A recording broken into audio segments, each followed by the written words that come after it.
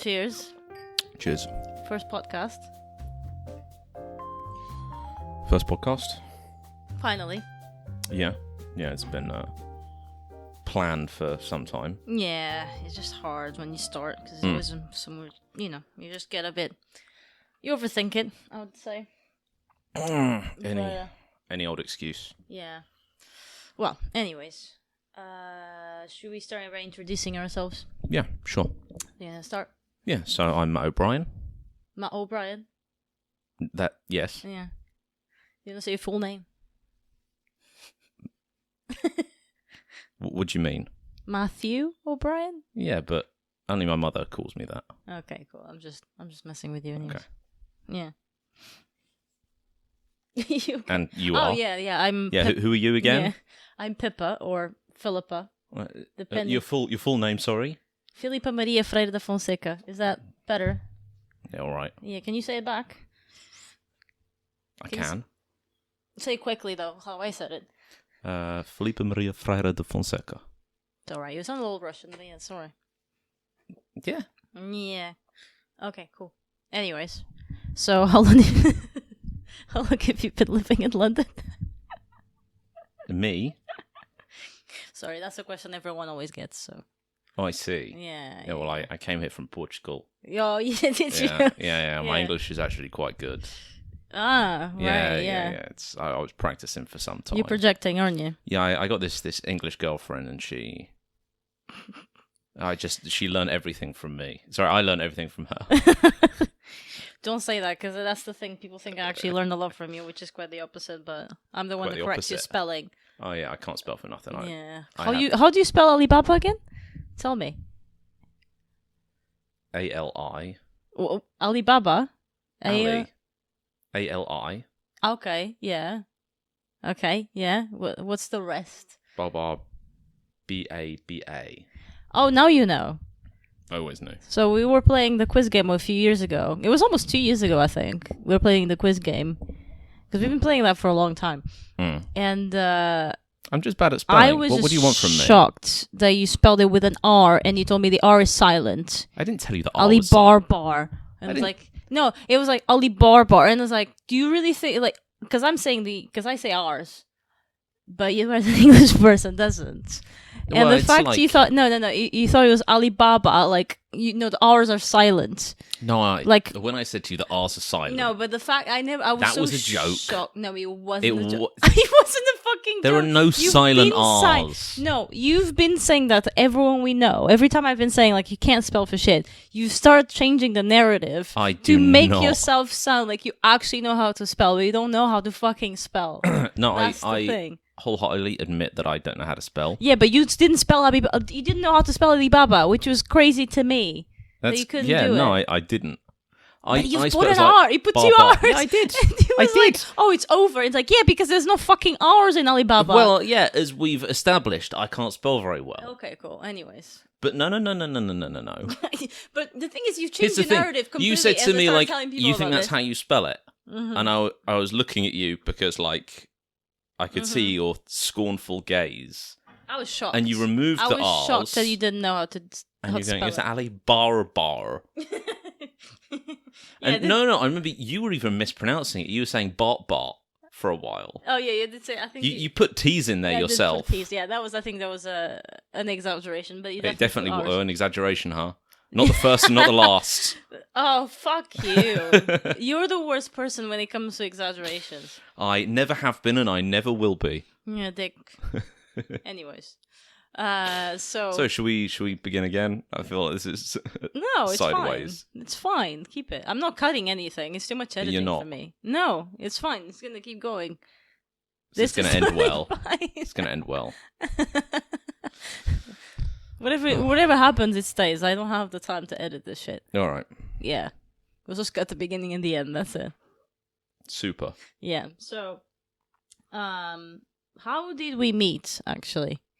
Do you want to start how we started? Like, first of all, yeah, I haven't introduced myself. I've been here in the UK for 7 years now. And we could either start by saying, like, well, I can start, actually. Well, I started working in the industry as a bartender very soon after I came to London. basically, I did like 20 CVs a day. I sent out 20 CVs a day and only got like a few answers. Once I did a trial for 6 hours in a fucking those like sandwich places. I'm not gonna say the name, but like maybe one day I will. Fuck them. But those like sandwich places that people come like for lunch. Yeah, they just stop by, buy an expensive healthy sandwich. Stuff, yeah. They made me do a trial for this is before it was actually like legal to. They had to legally pay you for trials. Now you have to pay. I did a trial for 6 hours, and they didn't fucking even hire me.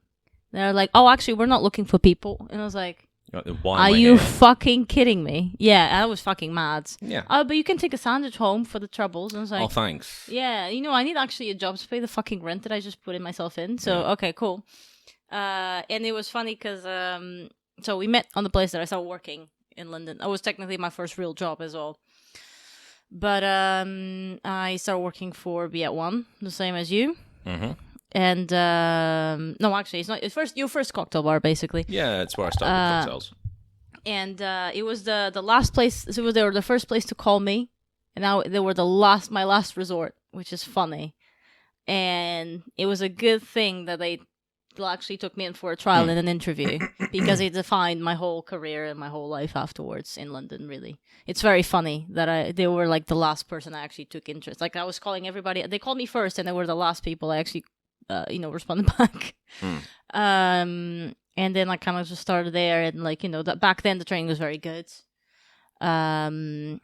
It was like EBS higher than EBS training at the time, and that's how I started in the industry. And then I stayed there for 3 years, and we met when I was there for at least a year and a half, 2 years. Yeah, probably. You were there about a year and a half. Yeah. When I joined. How did we meet?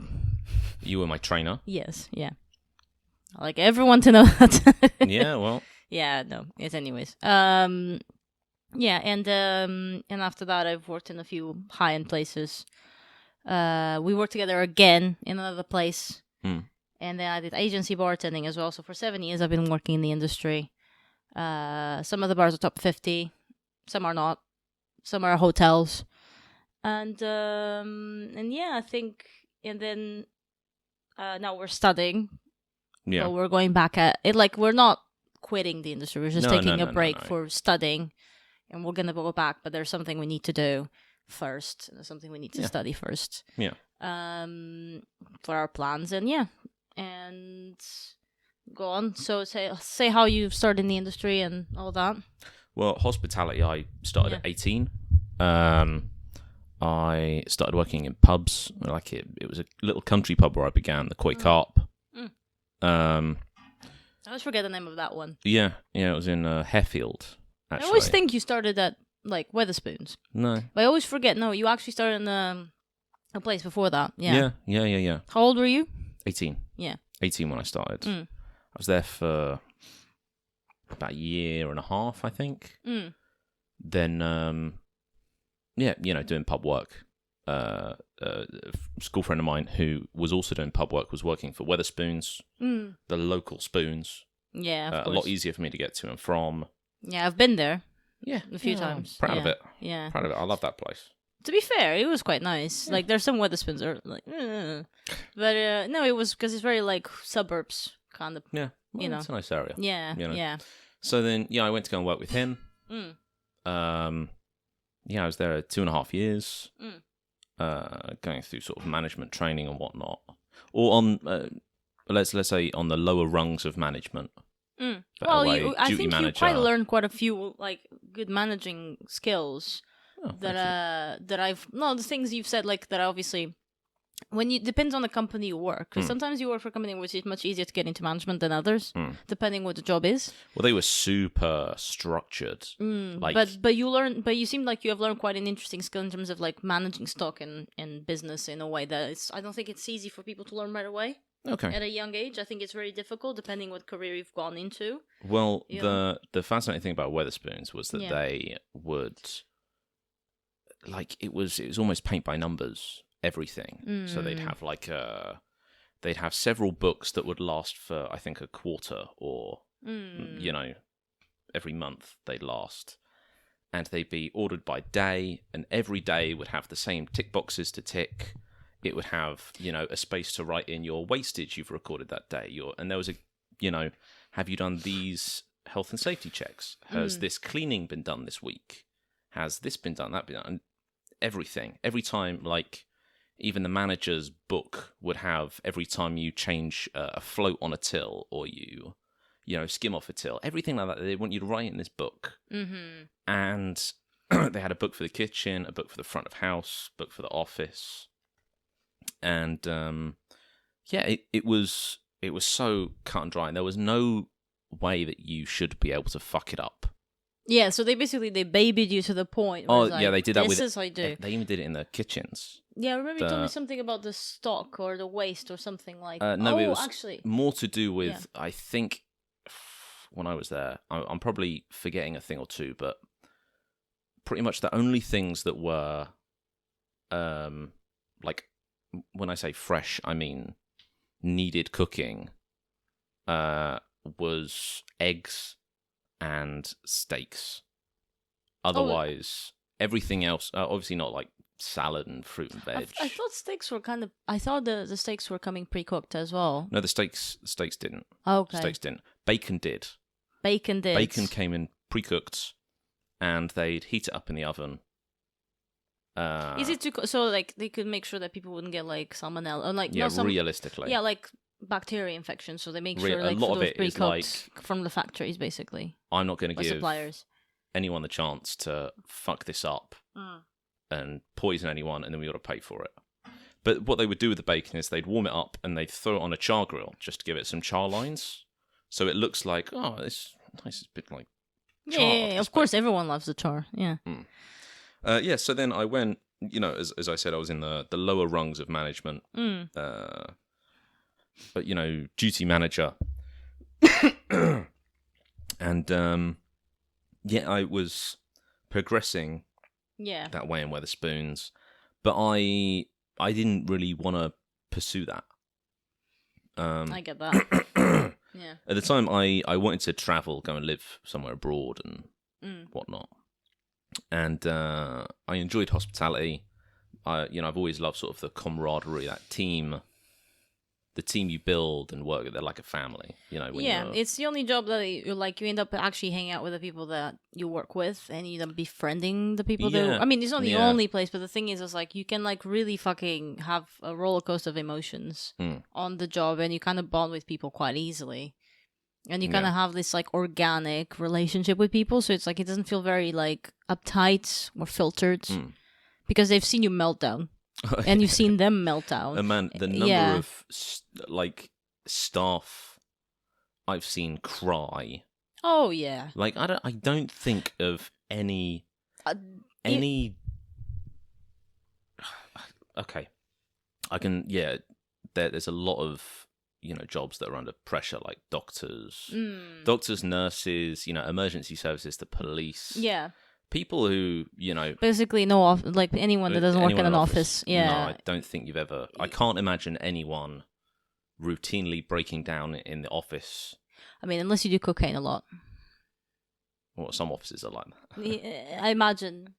I mean, not offices, but some people in high positions probably. Yeah, but I think. Allegedly. I don't know. Anyway, where was I? I was saying that, so I didn't want to go down the management sort of route, if you will. I wanted to travel. I wanted to do something a bit more interesting and staying within that hospitality, because I enjoy working, in a team, and it's a lot of fun, to be honest.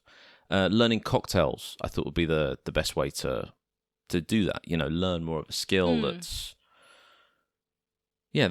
more in demand. Well, it's more skilled than just pouring a pint. Yeah, really. I asked around. I'd known people who'd, friends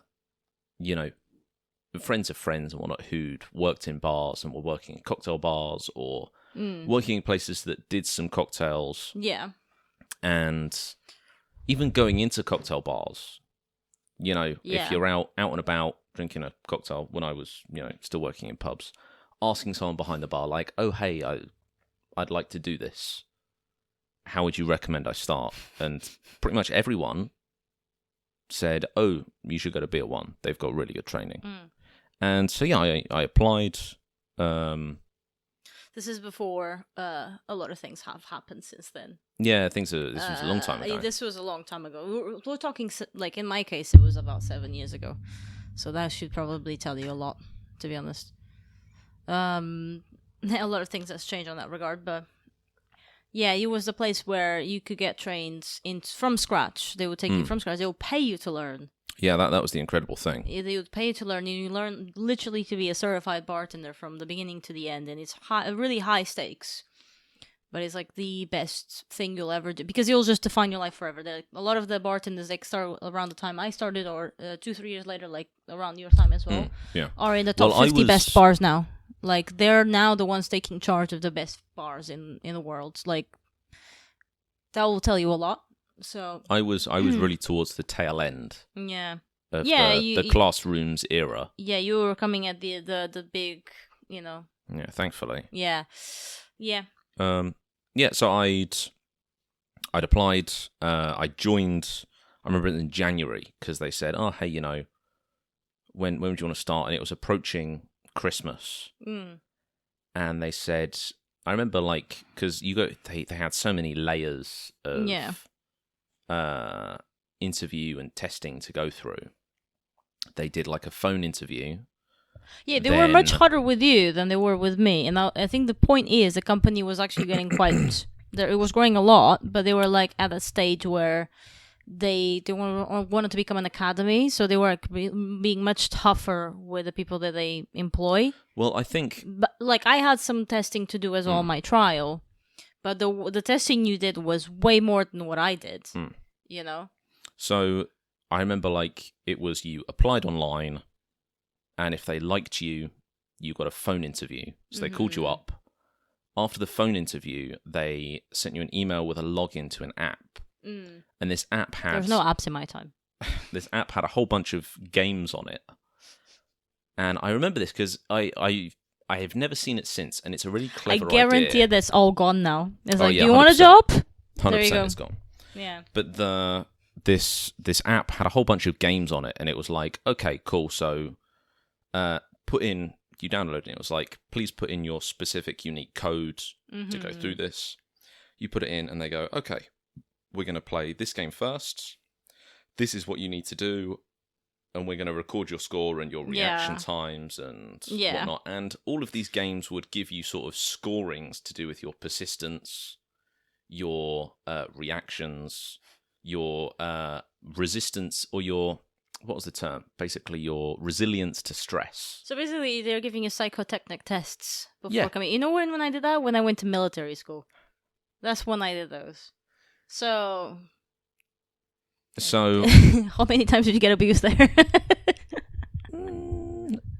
No, it was fine. Allegedly. So these tests then, they gave you a sort of score, and that got sent back. Yeah. What's your memory like? All of these various factors that are good to sort of decide if this person's suitable or not.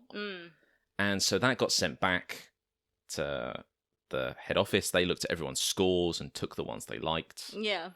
And then afterwards, they invited you in for a trial.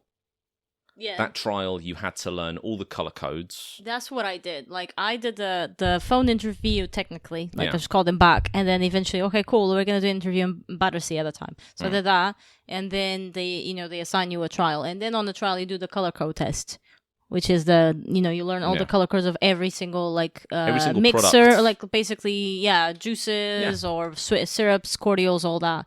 You need to learn the color codes by heart, and you need to have 100% pass for that. And also the 5 licensing objectives. There was even more stuff as well to do with licensing. There's 5 licensing objectives. There was another one. There was the licensing objectives. There were the Bev nap down. Yeah, the points, key points of service. Key points card is what it's called. There was 5 No, points it's key points of service. Yeah. Is it key points of service? I'm pretty sure. 5 key points of service, I think. Yeah. Well, I think technically they still should know that, but I will be very surprised if they. I mean, I would like to know if they still make them do this. Yeah. And So they, you have this test to do 100%. I remember I went to the trial, and I'd been working in busy pubs beforehand. I was used to packed environments. Yeah. So also one thing we need to say is that we worked in the busiest BL1 of the company of the time. Yeah. Of the company. So it was tough. Like you had to do 14-hour shifts, like non-stop. Everyone was doing. There was a whole competition to be the top taker, so the people that make the most money. Yeah, there was a big bravado about it. But it was like... but it was every weekend. Yeah, people would do 3 to 4K, and they started to reach 5 to 6K at the end. It was like 30,000 a night when it comes to Friday, Saturday, and good days. Christmas, our record shift was Christmas, which was 51,000. Yeah. With, it was a 300 capacity. Bizarre to... It was just insane to think about those times, because it's like, of course we were so young and we could do it. Full mats and doing 20 drinks at a time, and you have your techniques of one-stop shop where you just use one product at a time. And this one-stop shop is basically you grab a product, you only use it once, so you put it in every single drink that you remember that it is, and you put it down. That's how much your memory has to be exercised to do it.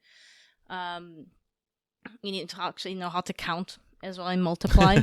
You'd be surprised because you have to free pour. Like if you ever heard of the Black Russian or the English Fizz. You know that you have to, everything that you do is free pouring, which is counting 120. It was 126 beats per minute, I think. That I think. Yeah, I think it's 126. That was the rhythm you had to sort of memorize. Bubble 2, 3, 4, 5, 6. And then, and every bubble is by ounces, basically liquid ounces. So that you had to know, and you had to know how to coordinate yourself, and you could coordinate both of your hands to the different pours at the same time. Yeah, without getting into it now, but you had to be really, really coordinated and really concentrated to be able to do things right consistently. And the people for us that worked there, we were very much no patience, no taking no shit kind of people. And everyone that came to work there couldn't, had to take shit for a while until they could actually rise to the occasion as well. It was a very common thing. Yeah, I think when you started, it was a much more aggressive. Everyone's very aggressive. Yeah. It's like, what the fuck are you doing, you piece of shit? Well, it was more like you got to fight for your position then on you the have bar. to fight for stations. You have to certify, and you'd be pitted against each other, and you have to prove that you were good enough to handle the stress.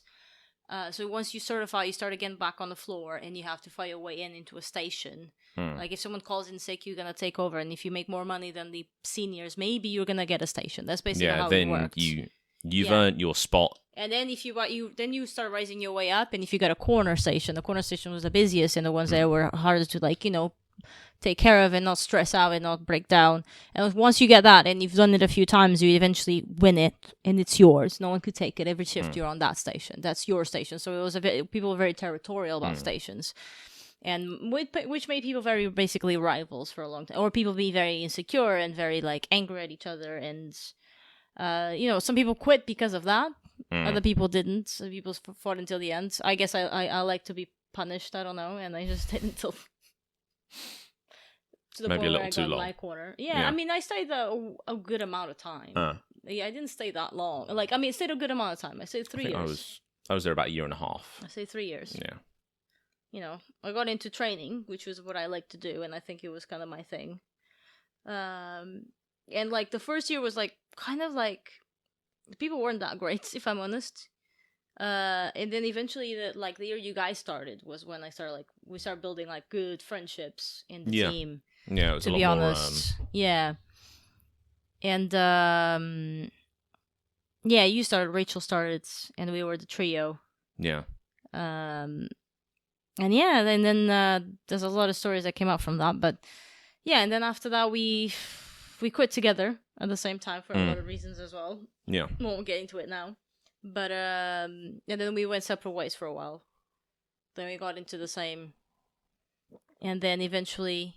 Well, we both did agency bartending. Yes. For a little bit after leaving. Yeah. then we both found different bars to work at. Yes. And from there things sort of continued.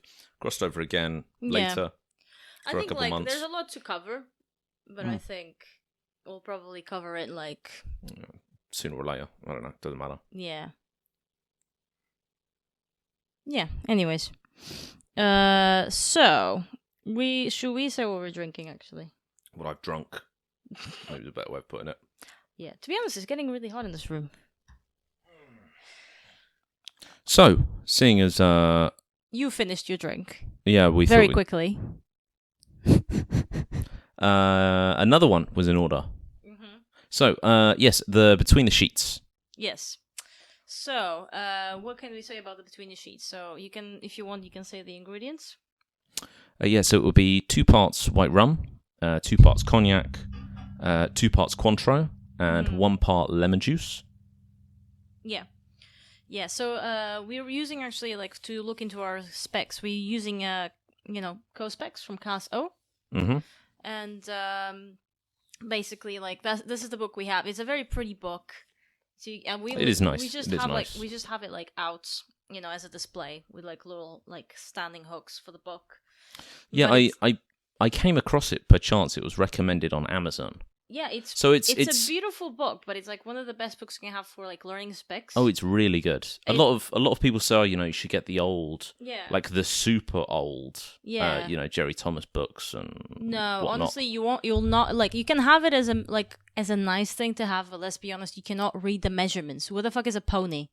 And they literally they have measurements a wine glass of rum and a pony of sugar. And lime cordial, you don't know what the fuck they mean. The measurements make no sense whatsoever today, and they probably at the time even they were not even that accurate at the time. It was just put that and that and that. I'm pretty sure it's nice to have, but let's be honest, you're not really gonna learn anything. I think you can look for inspiration. You could go, oh, these have been combined in sort of... kind of having a perspective of what people used to drink or how it used to be. The drinking culture used to be then, but don't expect to learn actual specs and measurements from a book like that. The reason we use this book is not only he's actually compiled a lot of recipes by alphabetical order, a lot of the recipes are from classics, some of quite obscure and to this day, but the fact that he actually puts excerpts, he cuts out excerpts of the first time the cocktail's ever been mentioned, a newspaper or book, and what date that's been done, or some of cocktails like Sazerac is how he goes through the whole full history of it. So I rather honestly, it's an amazing book to have. The only thing I would say is be careful with the measurements. They're kind of Americanized in a way they're quite large. Yeah, some of them are. So some of it says 60 mils of vodka or tequila, and just cut it down to 50, which is a double. It comes from 60 mils is 2 ounces, so it's if you convert 2 ounces to 60 mils, that's what's going to be more or less so kind of cut it down a little bit. If it says 60s, put 50, and if it says 30, put 25. So if you go from there, then it makes a bit more sense in Europe and UK sizes of drinking. I think that actually, upon reflection, it might be more to do with some old old recipes also are ridiculously boozy. Yes, exactly. There was no control on that, and so be careful with that. That's probably what I would say. But besides that, it's an amazing book to have. Sometimes they have used alternatives to spirits or liqueurs or vermouths that don't exist now, and they explain it at some point. So I do. If you ever want to learn about the history and the background of specs from classics, this is the best thing to do. We actually use this book to do classified flashcards for us for every single cocktail, alphabetical order, and also you learn what ingredients you need in the house or in your bar as well to do them. And you can have them behind the bar, or you can have them at home. It's been life-saving for us because we've learned a lot of new cocktails I never heard, like Tipperary, The Journalist, or it is actually Delicious Sour. Or it's actually how we found out the about Widow. This drink as well. Yeah, exactly. And it's we've learned to enjoy new drinks from this menu, from this book. And we've worked on a menu before that we put all the classics as well in the same order. We've learned to do them and to drink them and to try them, and it's been the best thing we've ever done for our own sake, I would say. But yeah. So recommend this book a lot if you want to learn cocktail specs. And, just don't be like me. You don't write it by hand. Actually do a spreadsheet and then just print them and cut them and plastify them. That makes more sense because you can do it again. And then you can just make a blank page for that and just test yourself with the specs. Which I have done, but actually I haven't printed anything out. I've actually put the specs in, but I haven't printed them out. I need to do that. But the first time I wrote everything by hand, it took me about a month. I think I just like to be busy.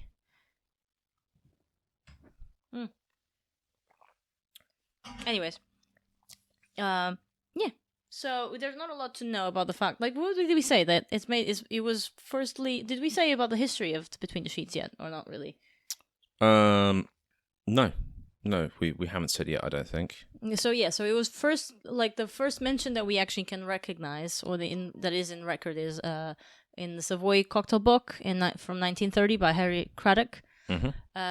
And there was, it's believed to have been first or may have been created. First invented in 1920 or 1921. 1920s in Harry's New York bar in Paris. But there was another story that was created in the Berkeley Hotel in London in 1921. So it could even be in Paris or from London. We still don't really know. Yeah. But because that's kind of what cocktails are like. I think we were very bad at writing things down because we're all bartenders. Imagine bartenders in the 1920s without the internet. So basically, no one really wrote anything down. Everything was passed down orally, like word of mouth. Word of mouth. So a lot of things is like a theory, or someone claimed to do this, but someone else claimed to do it. Because a really good example of that is Jerry Thomas. I know that he claims credit. There's, I think before he died, there was a newspaper interview with him, and he claimed to have created the Tom and Jerry cocktail. Yeah. However, there's records of it being years and years before, in a of it being included on cocktail menus or being mentioned in a newspaper. Actually, perhaps I'm butchering the story. There's some evidence that it was way before he claims to have invented it somewhere he never was. But like, come on, like Jerry Thomas he was a bravado man. He liked to be a celebrity. That was his whole thing. He was the first man to actually ever write anything down. This is why he became famous. He was the first bartender to actually publish a book. Surviving, yes. Surviving cocktail book. Yeah, so that's there may be one before, but no one's found it. Yeah, that's the thing. He was the first man that published a book, and he stayed behind him, like he carried forward. Sorry, and he was basically that typical, star tender that's like to be in star tender. Yeah, but you know what I mean. Like he likes to be, in the spotlight, and he enjoyed that, and he made a lot of money during the gold rush, and then eventually he spent it all in crazy ways possible. And then eventually he was broke again, and then he didn't. But yeah, that was the kind of man he was.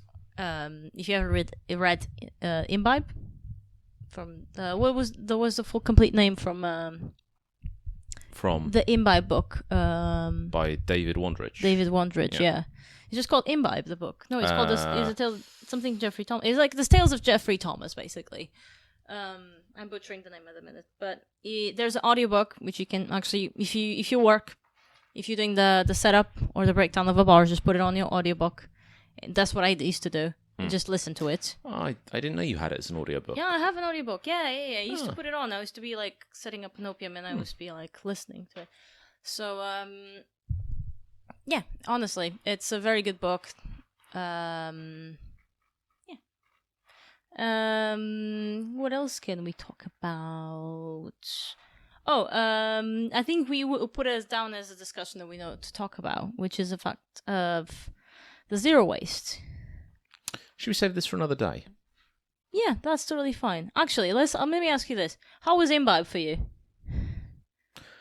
So Imbibe this year, the sort of drinks. Yeah. What would you describe the event as? What do you mean, like as usually, or so I mean, well, if someone doesn't know what Imbibe is, oh, okay, yeah. I mean, how would you describe it? If you work in the industry, you know what Imbibe is, but if you don't, basically, Imbibe is a convention where that's the word for it. It's basically a convention. No. Where people from they're just promoting their own vodka, like any type of spirit or liqueur or vermouth. Tries to get either a wholesaler or to actually present it or advertise it to bars or anyone that works in the industry, entrepreneurs, or even it's a very much sort of in the trade kind of event, because there's a number of products there who are like, oh, please try this, try that, and you go, oh, this is fantastic, I'm interested. Who can I get it from? They go, oh, we're here looking for a distributor. Yes. Like we're not in this country. We're trying to get in. Or like we're opening a new bar and we're looking for like craft spirits or craft liqueurs for our menu. Which is what happened to us. Those aren't the stalls, but those could be the people going. Basically, there is people trying to like everyone's got a different objective, but most of the time everyone's trying to branch out their business in terms of. Of course. Yeah, terms of some of them are softwares for companies for stock levels or to get products. Or bottle making, even glass bottle making, or we're talking about just new products that are trying to break into the UK market in this case, or they're trying to appeal to bartenders or bars and to making into their cocktails. Like there's a lot of like range here, and it's basically the best convention for bartenders because it's basically and managers because basically you're gonna try a lot of things.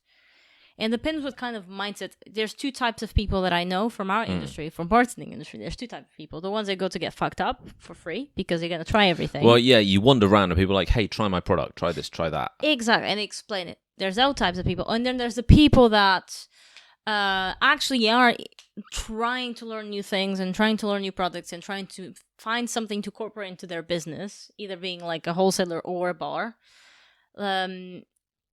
Funny enough, like both times we went, it was actually for something like business wise. Yeah. But it sneaks up on you because it's in the summertime. It's always in the summer, so it's always hot. It's fucking hot. Easily dehydrate. Yeah, and then you're walking around, so you're not really eating a lot. And you're wandering around, sipping neat spirits. Yeah. And like.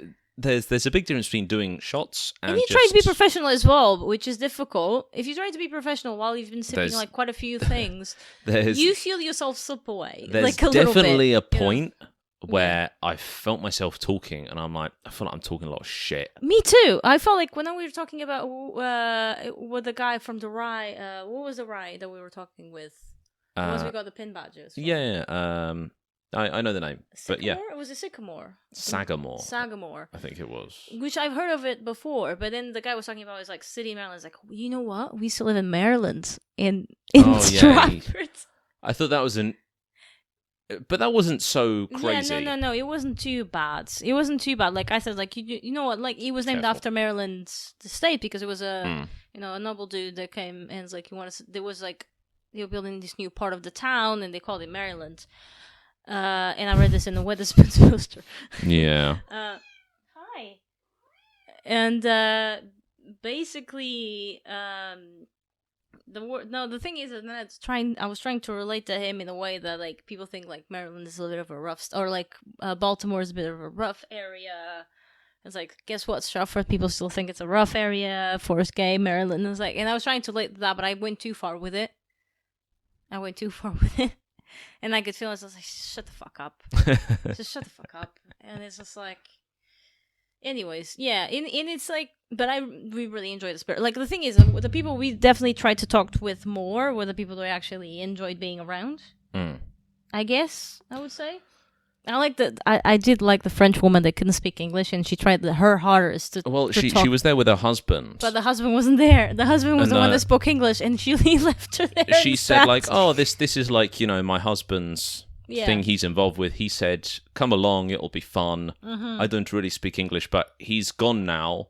and I don't speak very much English. We're like, oh yeah, try and tell us. And it's like, do you like? So this is, and then she would have like She put out basically like a script. Yeah, she had the papers, and she made this like help. Like she was talking to us as she read it with us. But she read it in a weird. She was pointing up here, pointing down there, pointing back up there. Yeah. She was scanning it for keywords. Yeah, so it and was basically reading the sentence that had the keywords. It was a really nice liqueur. First of all, it was like a honey liqueur made of cognac. Yeah, as the base cognac-based spirit. honey liqueur. Yeah, and it was really nice. And she was telling, "Oh, I have a little bit here. It's called Sitka." Sitka. So you need to, it's like, so because there was a girl, like, they was doing a few cocktails with the different spirits from the French area of the different things they were promoting, and then basically, but, I mean, so let's but just, she was let's like, just say Sitka, and I was like, Sitka. Maybe it's like she was saying, you know, and I was her English was quite broken. She's very fun though. She was fun. Yeah, great. I know. She was just like, listen, I don't know what the fuck I'm saying. It's all broken, but something's gonna stick with you. And it's basically she just kept saying, yeah. Even the way she pulled out the script from behind the thing, she was like, this sentence, and then was pointing out the words as she was reading the sentence. Yeah. Like, yeah, it was a lot of fun. Yeah. And I enjoyed her presentation. Yeah. But she was then going like, was talking about her, liqueur, and was like, a Sitka.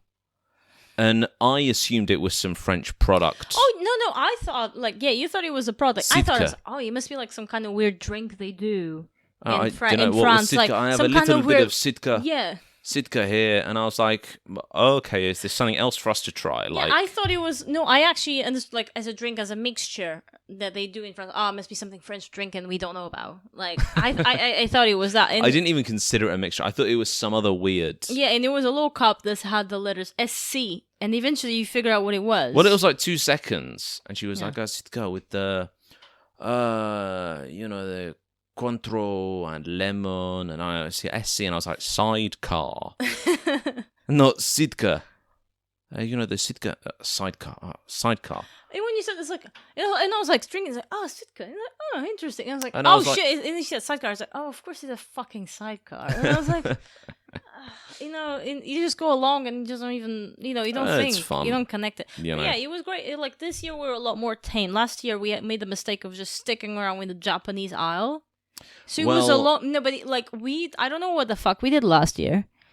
We were someone else last year, but it was like we started. Oh, we're interested in the Japanese products like soju and the sake. Let's try it out. And then eventually, we just went from one of the stand, and someone called us in, and we were trying to be polite, and we ended up going from stand to stand to stand to stand. Every stand had. We took about an hour and a half.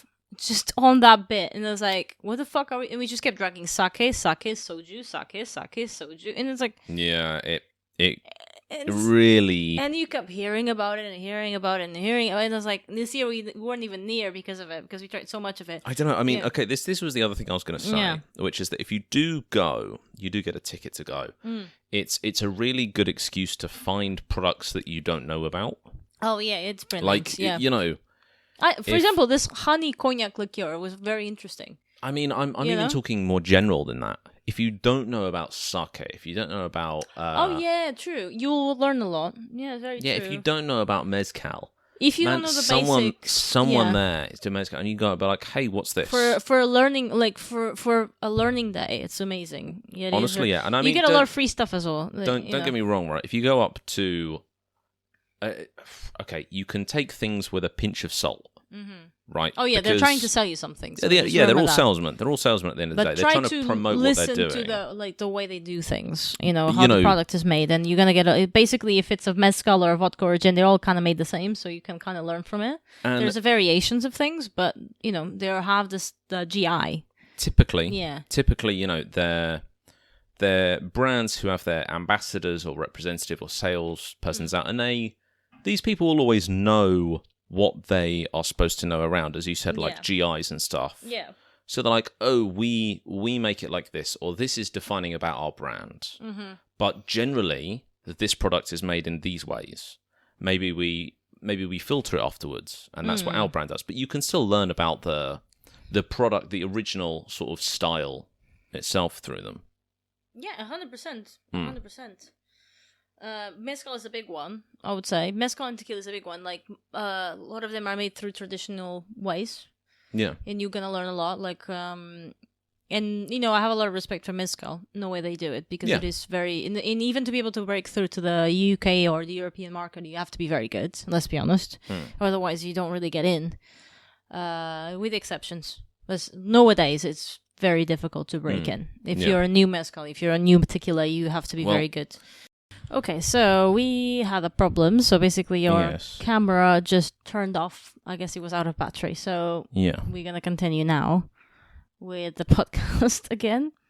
So we were talking about Imbibe. We were talking Imbibe, generally sort of the usefulness of going even to just expand your knowledge, try products, learn a bit from people who work firsthand with specific, not necessarily brands, but styles or products. Yes.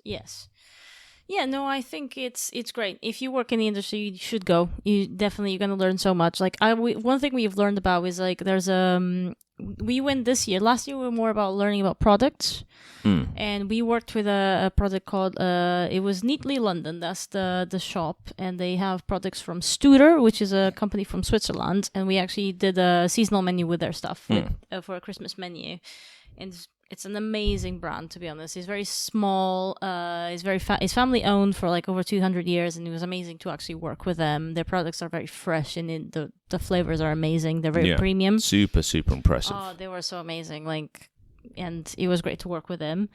This year, we were more focused on software and a little bit more focused on in terms of business management, because that's kind of what we were going into. So we found this company which is about like, you make a bid as a bar. Finding tenders is the term. Yeah. So it's called EastEnder, and we went there. So basically, they explained to us, as a bar or a restaurant, you bid how many bottles of something you need, and the brands or wholesalers contact you, say, I want these many bottles. Oh, I can give you these many bottles for this price, or we can give for free for this much. We can have a contract that lasts it's X amount of time. Yeah. It's to basically negotiate. Yeah, but you got a software for it now. It's almost like eBay Marketplace, like eBay, not eBay Marketplace, but eBay. And there's like a bidding system, and you can a platform for it. That's the term. And you can choose what you'd like, or even if you don't, you can just rate them and say with how they could improve in terms of their offers. And it's free for bars and restaurants to apply. It's just they just take a percentage off the bidders itself, like of the wholesalers or the brand that is trying to sell you the vodka or gin or the spirit. And so it's a or even soft drinks like it. Yeah, exactly. Yeah. So it's great if you're actually starting out as an independent bar or company to be able to do this. It cuts the middleman. It cuts the physicality of being somewhere or having to get to someone. And it looked very good, to be honest. Yeah, I think though that to say that there's opportunities for these deals and to be able to work out arrangements. Yeah, there's great possibility. As an opening venue, I do think it'll probably, you're not going to get a million offers for the best things. You might get some lower brands. The more you ask, the more offers you're going to have. The more bottles you ask for per year, you're going to have more. Well, of course. And there's also going to be, what's your reputation? Exactly. Like, if you're a well-respected establishment that, is... either got a super high turnover or is influential or is known about or in the top 50 or 500, whatever it is, brands will want to be seen on your menu and they can, they can effectively agree to get on there for the right price. Yeah. So, I mean, if you're starting out, those opportunities are going to be less forthcoming, let's say, as a new venue. It's very difficult to start out with. We've seen that firsthand. It's because you have nothing to prove yet. Like, unless you maybe came with a backing of someone that has a big name on it, it's very difficult to start out. We have seen that. So, but you need to, and honestly, you just need to know what you're talking about. That's the only thing. But it is very difficult. If you have nothing to show for, good luck. It's difficult, to be honest. But there's a software like that, or a program, or a company like that can help you a lot. So that was good to see, to be honest. Yeah, so but those sort of operational. Yeah. So this year we were a bit more chilled, more calm about it. It was mature. Yeah. We were taking our pace a bit more. Like, it's nice to see some Portuguese brands as well coming. Like, they were trying to actually find a wholesaler. So distributor they were looking for. Yeah, I think. so we just came actually from 2 weeks ago. We came from Portugal to see. We went to Lisbon and then we went to see my sister, which is from Lausanne. Lausanne has an actual distillery. They sell a few things there.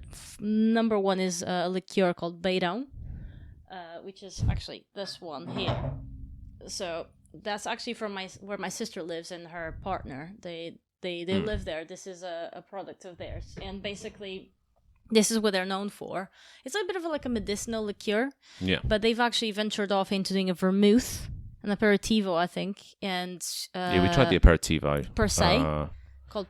They'd done an Amaro, or yes. I mean, I don't think it would be called an Amaro. I think they were trying to brand it as an Amaro. I don't remember the name of the brand, but they also had the gin. It's called Foxtail Gin. Yeah.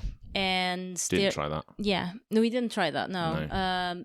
But they are trying. There's. It's nice what to see. What was the bitter almond? Amendo amargo, which means bitter almond, but it's just an almond liqueur. It's not actually bitter. It's just an almond liqueur. It's from the south of Portugal, from Algarve. What did you think to it? It's very sweet. It's very sweet. Yeah, it's not like it's not. It's not the same. It's not at all the same. I wasn't. No. I wasn't particularly impressed. No, but it's just a typical liqueur. We do tend to do quite sweet liqueurs in terms of the traditional thing. But it's nice to see. So Lausanne is where this distillery is, and they make all of these things. And they basically they're trying to find a wholesaler in the UK to be able to sell their products. Which, to be honest, I'm really I hope they do find. Yeah. I hope they find, because I want to make cocktails with their stuff. I want to be able to create cocktails with their stuff. I think it would be nice for the menu. I would like to create stuff from their their products. Actually, I'm quite I'm quite motivated to do it. Because I think they're not very well known yet, and it's coming from my country. I think it would be nice to do some stuff with them. It would be quite different. Well, especially Beirão, it's like a medicinal liqueur. It would be very interesting to try something with them, because it's a secret recipe, and so it's very unique. And I would like to try something with their. I'll be honest. You could always drop them an email and say, "Hey, I saw you were at Imbibe." I don't know how they would be able to import here. Well, no. The point is they're looking for a distributor. They're looking to break into this market. But we're not distributors. So no. But the point is, you can reach out to them and say, "Hey, I saw you here. I know you're looking for a distributor. Yeah. I'm from Lisbon. Yeah. I like your products. I'd love to use them when you have a distributor. Oh, yeah, that's very true. Or did you find a distributor? Or when you do, let me know. Yeah. And where will I be able to get them here? Yeah, I should do that, to be honest. Yeah. The thing about Beirão, they actually encourage you to drink with a splash of lemon, fresh lemon, because we went to see my sister and her husband gave us a fresh lemon from their garden. Oh yeah. To use it with, so it is, if it is encouraged to use lemon, so it's going to be. Well, technically from the neighbour's garden. Yeah, the neighbour's garden. Yes, that's kind of how it works there. So yeah, you give each other things, and basically the lemon tree is coming off into their garden. So it's take whatever you want. I'm not using them. So yeah, that's the good thing about it. And we have, I've actually, with our flatmate, I actually did the Beirão liqueur with some lemon juice. Oh, did you? Yeah. I wasn't here for this. I think you were off doing something else, but we were and I give it to her and I tried a bit, and it's quite nice. So I think trying something acidic with it is actually very good. So the ginger has not been opened, no? We haven't opened the ginger. So yeah, ginger is another liqueur. It's so obviously it has been translated for tourists in Lisbon. When you go, there's going to be a few shops with ginger, which ginginha is the name of the liqueur. And basically it's they call it a sour cherry liqueur, but ginger is actually its own fruit. It is kind of cherry-like, but it's its own fruit. They look like cherries for one. Yeah, but it's its own thing. As I said, no, I'm just saying they look like cherries. That doesn't. Yeah, that doesn't but really say basically anything. It's a typical Portuguese cherry kind of you can call it a cherry. But I wouldn't call it a sour cherry. It's its own thing, honestly, and it's quite sweet and it's got like that like tartness of the cherry.